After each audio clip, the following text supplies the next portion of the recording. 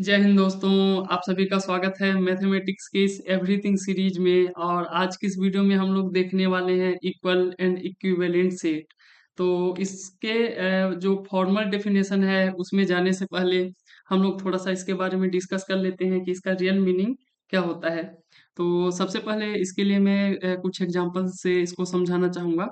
और इसको जानने से पहले कुछ और बेसिक चीज़ों के बारे में भी आना चाहिए। तो उसके बारे में भी डिस्कस करेंगे जो कि है हम लोग का कार्डिनैलिटी। हमको आना चाहिए कार्डिनैलिटी के बारे में।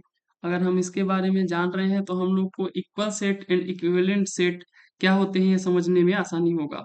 तो एक सिंपल सा एग्जांपल लेते हैं। मान के चलिए एक क्लासरूम है और उस क्लासरूम में कुछ टेबल एंड चेयर रखे हुए हैं। तो मैं यहाँ पे एक सिंपल सा ड्रॉ बना रहा। हमारे पास एक टेबल हमने ड्रॉ कर लिया। ये हमारे पास टेबल बना रखा है और इसमें बैठने के लिए कुछ चेयर भी हम लोग को पीछे साइड एक इसका हम लोग को चेयर दे रखा है। अब मान के चलिए इस क्लासरूम में इस टेबल और चेयर में मैक्सिमम 2 बच्चे बैठ सकते हैं। यहाँ पे हमने देखा कि एक स्टूडेंट यहाँ पे बैठ रहा है, स्टूडेंट 1।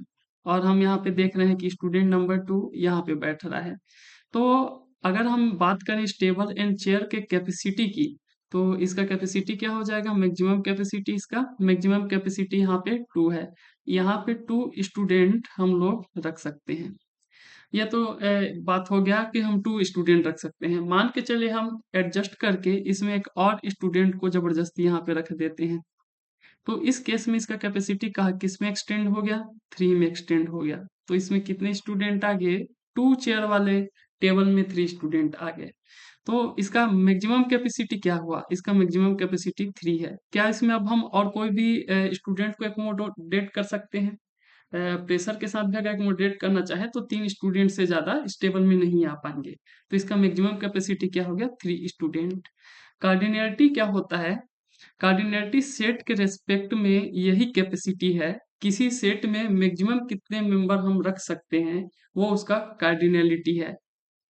कैपेसिटी ऑफ सेट, किसी सेट में कितने मेंबर रखने का पॉसिबिलिटी है वो उसका कार्डिनैलिटी कहलाता है। अब ये भी हो सकता है कि इसे टेबल का कैपेसिटी 3 है पर इसमें ओनली 1 स्टूडेंट बैठा हो। तो उस केस में हम ये नहीं बोलेंगे कि इसका कार्डिनैलिटी 1 है। क्यों? क्योंकि 1 मेंबर है तो ये नहीं बोलेंगे। इसका कार्डिनैलिटी मेंबर के हिसाब से यानी हम लोग डिसाइड करते हैं। अगर 1 मेंबर बैठा है, यहाँ पे 1 मेंबर बैठा है, एक मेंबर बैठा है पर इसका कैपेसिटी 3 है तो इसका कार्डिनैलिटी 3 हो जाएगा। पर मेंबर एक होने के वजह से जब इसको सेट के रेस्पेक्ट में देखेंगे तो इसमें सिंगल मेंबर रहने की वजह से ये हम लोग का क्या बन जाएगा? इसका कार्डिनैलिटी 1 सेट के रेस्पेक्ट में। तो ये तो था simple definition, simple explanation cardinality के बारे में। अब इसके हम लोग बहुत बेसिक डेफिनेशन देख लेते हैं कार्डिनैलिटी का। तो ये क्या होता है? Number of elements in a set is called cardinality. इसको हम लोग क्या बोलते हैं? कार्डिनैलिटी। कार्डिनैलिटी, ठीक है। ये हम लोग का कार्डिनैलिटी का डेफिनेशन हो गया। अब इसी चीज से हम थोड़ा सा आगे और समझना चाहते हैं टेबल वाले स्टोरी से ही। हम करते क्या है?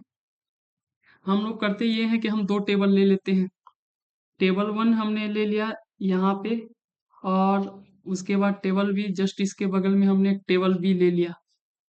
ये टेबल ए था, ये टेबल बी है। अब हम ये देख पा रहे हैं कि टेबल ए का जो कैपेसिटी है, यानी टेबल ए में कितने स्टूडेंट एकोमोडेट हो सकते हैं वो कैपेसिटी है 3।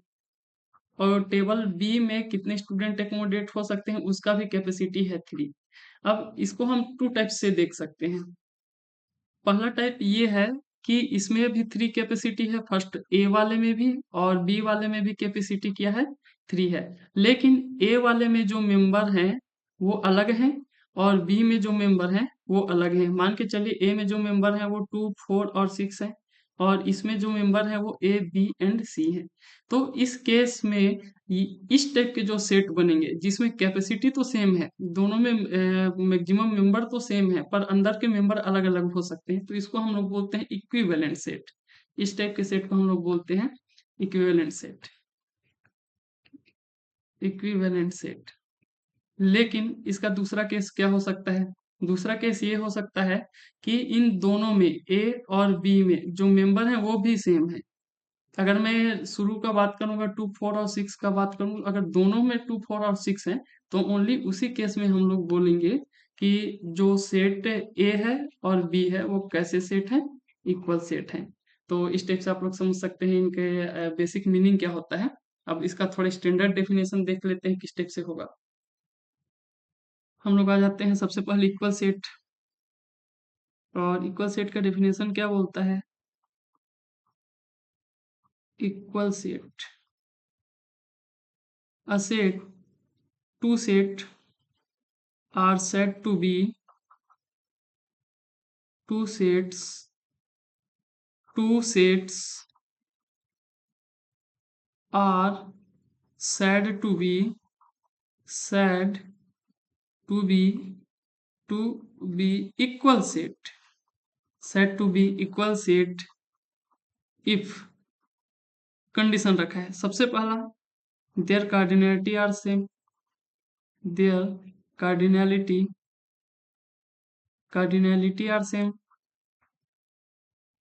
are same and their cardinality are same, and second condition, their corresponding element, their corresponding elements are also same। यानी हम लोग किसी भी दो सेट को इक्वल सेट बोलेंगे अगर उनका कैपेसिटी सेम है और उनके अंदर में जो मेंबर है वो भी सेम है। तो ये हो गया हम लोग का इक्वल सेट। उसके बाद आ जाते हैं इक्विवेलेंट सेट। देखिए इक्विवेलेंट सेट क्या बोलता है, यहाँ पे हम देख लेते हैं। थोड़ा सा इसका बॉर्डर बढ़ा देते हैं, हमारे पास आ गया equivalent set. Two sets are said to be two sets are said to be equivalent if there exist one onto function between them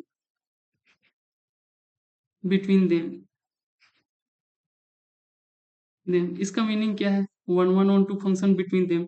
तो इसका सिंपल सेम मीनिंग है।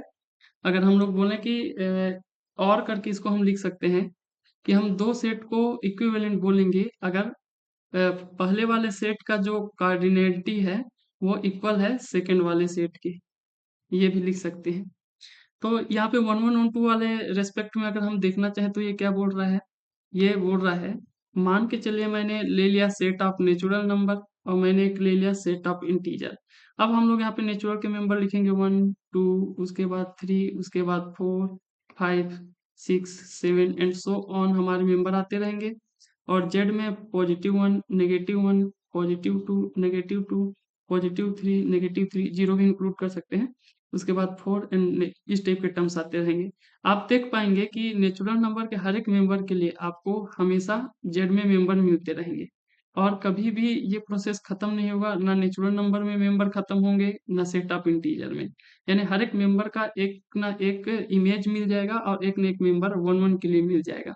तो इक्विवेलेंट सेट यही बोलता है कि अगर दोनों सेट का कैपेसिटी सेम है तो उनको हम लोग इक्विवेलेंट सेट बोल देंगे, यानी कि उनका कार्डिनैलिटी सेम होना चाहिए। तो ये हो गया हम लोग का डेफिनेशन इक्विवेलेंट सेट का। अभी कुछ एक हमारे पास कैलकुलेटिव क्वेश्चन मिला हुआ है, देखते हैं इसको कैसे सॉल्व करेंगे। What are which of the following pair of sets are equivalent? Equivalent यानी कि हमको कैपेसिटी देखना है। अब देखिए पहले वाले का कैपेसिटी 3 है, दूसरे वाले का भी 3 है, लेकिन मेंबर डिफरेंट है। लेकिन इक्विवेलेंट होने के लिए कैपेसिटी सेम होना चाहिए, कार्डिनैलिटी सेम है, यानी ये राइट हो जाएगा।